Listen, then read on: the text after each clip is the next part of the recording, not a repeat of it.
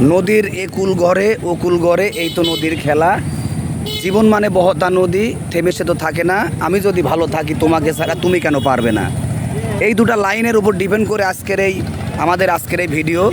যে ভিডিওটা যারা এখনও আসেন নাই, যারা ফিলিংসটা দেখেন নাই, দেখেন রক্তিম আকাশের যে ভিউ, একদম নিট অ্যান্ড ক্লিন। মনে হচ্ছে যে আকাশের মেঘের আজিগুলো একদম তিক্ততার মাঝে, মানে প্রশান্তির একটা পরশ।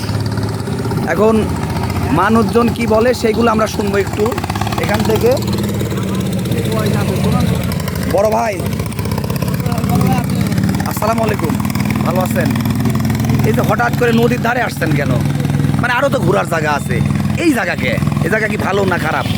অবশ্যই ভালো। এত ভালো হওয়ার কারণ কি? আমরা তো কক্সবাজার যাই, কুয়াকাটা যাই, লক্ষ লক্ষ টাকা খরচ করে। এই জায়গা তো টাকা লাগে না আসতে। না, টাকা লাগে না। তাহলে পাবনাবাসীর জন্য এই জায়গাটার কি পরিবেশটা ভালো একটু বলেন।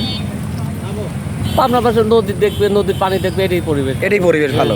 বড় ভাই, আপনাদের অনুভূতিগুলো কি এই সুজানগর, এই সাতবাড়ি আর এই নদীর পরিবেশটা সম্পর্কে একটু বলতেন? হ্যাঁ, অবশ্যই এটা আমাদের অতি চিরচেনা একটা জায়গা। এখানে আমরা প্রায় বিগত 25 বছর কাটাচ্ছি। এখানে পাশে আছে কলেজ, হাই স্কুল, এখানে আমরা লেখাপড়া করছি। এখানে বন্ধুবান্ধব মিলে, খালি এই সময় না, যখন পানি থাকতো না তখনও কিছু পানি থাকতো, সেখানে এসে মাছ মারছি। এবং এখানে যে কাঞ্চন পার্ক নামে পরিচিত, মানে সে আমার আঙ্কেল হয়। সেটা কোথায়? এইটাই কাঞ্চন পার্ক। এই কাঞ্চনের এটা মানুষজন যারা জানেন না, সুজানগর সাতবাড়িয়া খালি নামই শুনেছি কাঞ্চন পার্ক। এই নদীর পাড়ই সেটা কাঞ্চন পার্ক। সেই কাঞ্চন পার্ক, কাঞ্চন যে যার নাম, সে আমাদের আঙ্কেল হয়। ওর ছেলে আমার সাথে। ভাইকে ধন্যবাদ। আরো কিছু মানুষদের থেকে আমরা শুনি। বড় ভাই, এই যে আপনি যে নদীর ধারে বেড়াতে আসছেন, অনেক মানুষ গার্লফ্রেন্ড নিয়ে আসছে, ফ্যামিলি নিয়ে আসছে, আপনি তো একা। আপনার অনুভূতিটা কি এই নদীর ধারে? আপনি জানেন গার্লফ্রেন্ড নিয়ে এসেছে। ও কি আছে না, এটাই আর কি করে বলতে। ভাই, আপনার অনুভূতিটা বলেন একটু।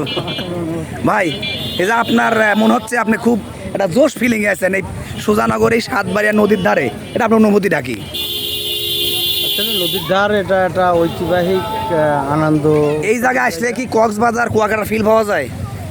কক্সবাজার কুয়াকাটার ফিল আলাদা, আর এখানে আসে অন্যরকম ফিলিংস। হ্যাঁ, আচ্ছা, দেখেন অনেক মানুষ আছে এবং এটাকে কাঞ্চন পার্ক নামে পরিচিত। আসলে সবাই এখানে কম বেশি, আমরা আসলে আমাদের প্রোগ্রাম থাকে এক একদিন এক এক জায়গা ট্যুর।